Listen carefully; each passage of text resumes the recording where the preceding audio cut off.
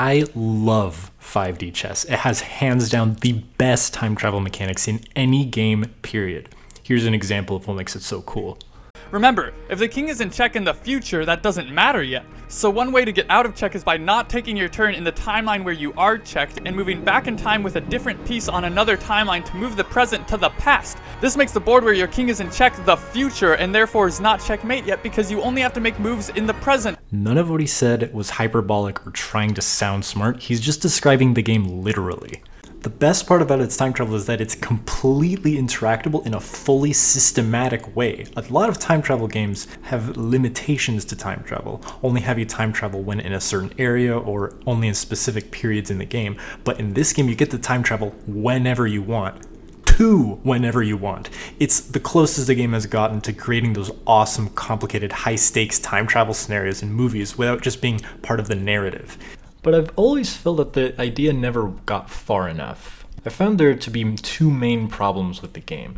The first is its absurd complexity and how uninterested the game is in teaching you the mechanics. The second is it limits the time travel mechanic a lot, to the point that it's not really worth time traveling a lot of the time. 5D chess's multiverse time travel mechanics get extremely complicated. But a lot of the complexity actually comes about from the implementation of chess mechanics. Piece movement on diagonals and L shapes, having to account for the opponent's move, checks and checkmates are all things that make the game harder to understand. These mechanics are so elegantly extrapolated from the rules of chess, but I wasn't the first to realize that these rules can be extrapolated into really any turn-based game. So I wanted to create the simplest possible turn-based strategy game so that the complexity solely comes from the multiverse time travel. And that's when I made the biggest change. I removed one of the dimensions. Yeah, without multiverse time travel, this is literally a one-dimensional game. You might think this is a bit overkill on the simplicity, but I assure you it is not. But how does multiverse time travel work? Well, let me show you.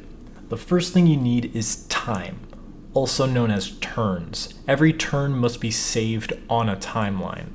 This timeline isn't for show though. Now, just like how we can move through space on the grid, we can move onto the spaces from previous turns.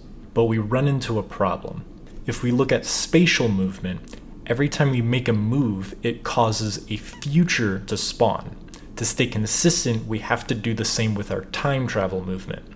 This movement will cause the future to look like this. Now where do we put it? On the timeline, this turn already has a future turn. Overriding the timeline isn't an option because this would create a paradox. If we want to time travel, we can't change what's already happened.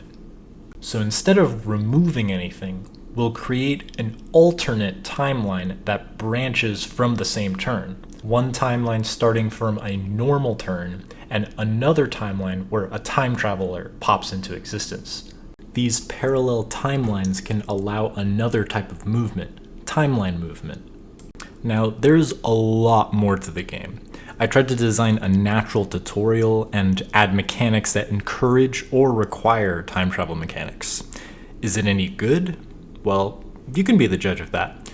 The link to the game is in the description. It's still in progress, so the art isn't very good, and it's still kind of a demo.